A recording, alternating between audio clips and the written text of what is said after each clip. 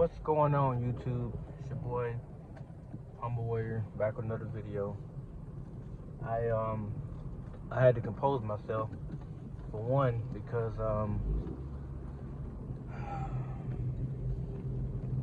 what happened to Tua last night could be any quarterback. Just gonna keep it a buck with you. Any quarterback that gets slammed like that to the turf can find themselves in that situation. Now, I'm not gonna make this video too long because I have to go back to work or whatever. But let me address this real quick. To all the trolls out there, to all the dumbasses that find the need to literally sit there and mock and make memes and pick about this kid's health, you're a sick individual. I was finna cuss, I literally was. I was about to say some other stuff, but you're a sick individual. You really are. You need hell, therapeutic shock therapy or something like that. You need to have your body examined and your brain. Because if you actually watch that play, breaking down that play, yes, he held onto the ball a little bit longer than what he should. Not gonna say he sugarcoat that. However, to be slammed on the back of your head the way that man did him like that shows you that he was either a bounty out on him, like the way they did Brett Favre back in 2009, or it has something to do with the internal works of his own organization to get him out of there. Thank God that he didn't succumb to major damage. And we don't even know the severity of how severe it really is. They just released him from the hospital after the game was over.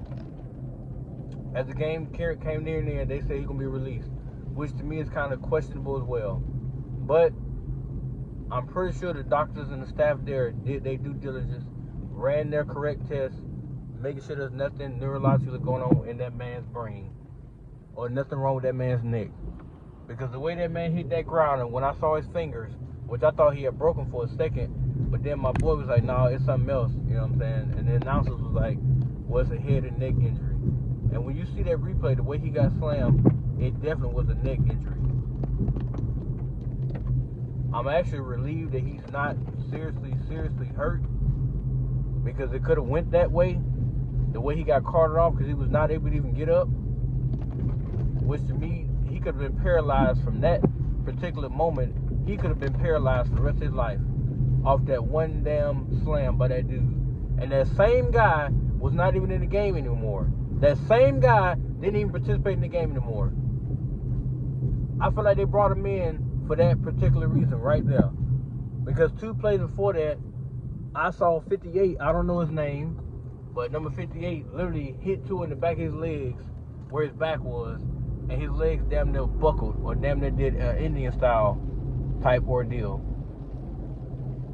And I said, well, this ain't finna be good, because probably the next play or so, you know, here comes the boom.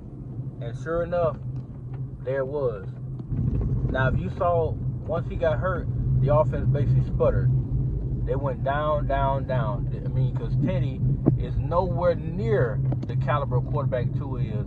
And I am so sick and tired of the narrative that Tua is not a franchise quarterback. Well, literally last night showed you that. It showed you what he can do. Yeah, he made mistakes. Yeah, he threw a dumbass interception because he don't have that much arm strength to launch the ball 60, 70 yards. No, not what he does. But he is a killer over the middle of that field or down the sideline, making pinpoint accuracy passes. But this is not about his character traits or what he can do on the field. This is about the fact that another man tried to literally take away his livelihood, and people have the nerve to sit there and make fun of it. That's what pissed me off. I can understand football is a violent sport, very physical. But to me, any adult that takes pleasure in somebody else being hurt in that category, and you think that shit is funny, or you find the need to make fun of it, you are the problem. You are the primary reason why a lot of these athletes and stuff like that end up with half a mind that they have to use, or end up passing away from CTE or other brain traumatic injuries because they're trying to shut you up. And to me, I wouldn't give a fuck what you got to say. Pardon my French, but I wouldn't care. Because what you say and what you do on your damn keyboard don't affect my livelihood. It does not affect the way I do things, and it does not affect my family. So why would I even care? However, the naysayers and people like that, yes, that stuff is getting back to that kid. Yes, he's being told what people are saying about him. And he's trying to be a good person and carry on things for his team. To get out there and bust his butt to play. However, I think yesterday he should have just stayed home. I don't think he should have played yesterday. I wanted him to play. The selfish side of me, yeah, I wanted Tua to be out there so we could look better. But to me, they was out of sync. A lot of those plays, I could tell, they were really, really reaching to get first downs and stuff like that. He was doing great leading them down the field, but when it came to the red zone, they struggled. And they couldn't get in the end zone. But, I mean, they got 2 field goals before he got hurt. And once he got hurt, it was over with.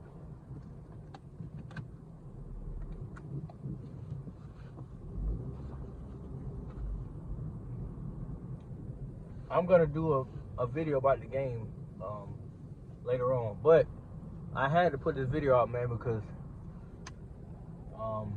it was majorly disrespectful. On Facebook, people literally calling that man Mr. Glass, calling him this, calling him that, picking at the kid's injury. Picking at somebody else's injury because you don't like the way he plays or you don't like his skill set. Well, who said he had to be Patrick Mahomes or Tom Brady? Who said that?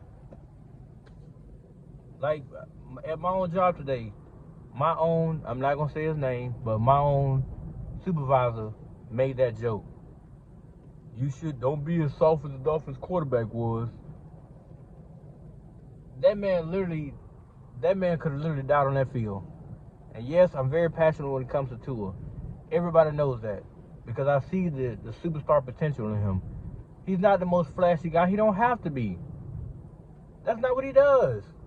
He's not Lamar. He's not Patrick. He's not Josh Allen. He's not Justin Herbert. He's not Joe Burrow. He's not Justin Fields. But what he is a chain-moving scoring machine that will accurately lead you down that field. When he steps out his lane and try to go deep like he did last night for just to appease people, that's when he steps out his lane. But over the middle and, 20, 30 yards, he's great.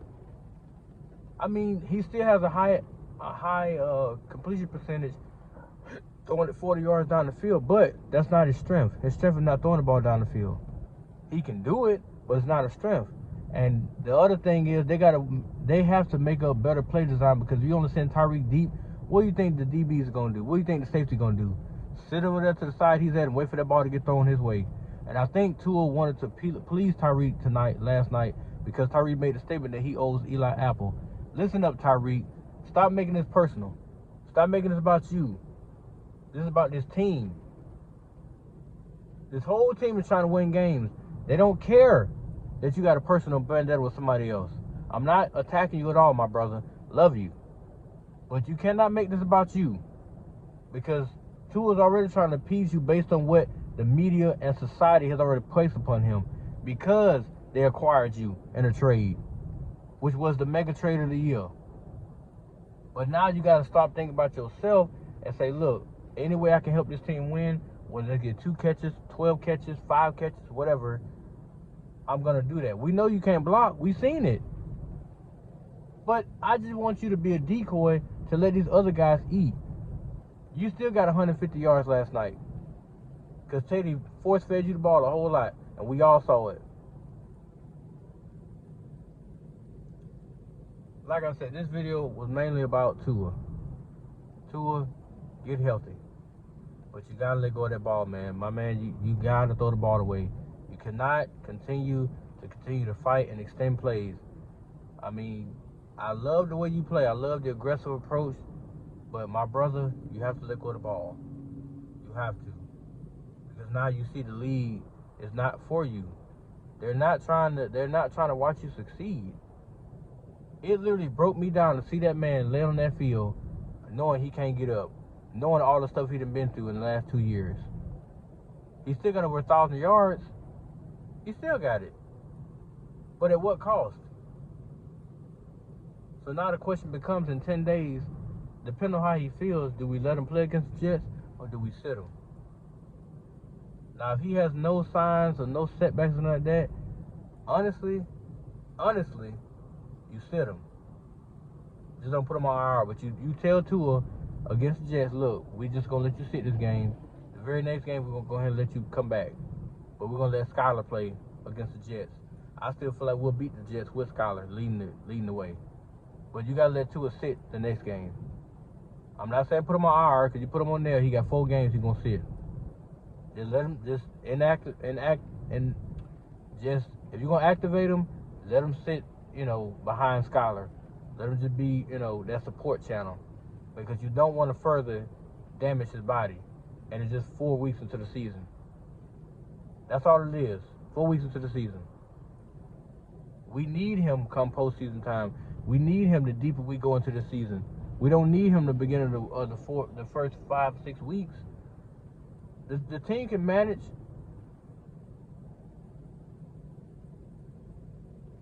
But that's my spiel, man. Like I said, I'm making another video later on, but I gotta go do this UA, which is a urinalysis thing. But peace, guys.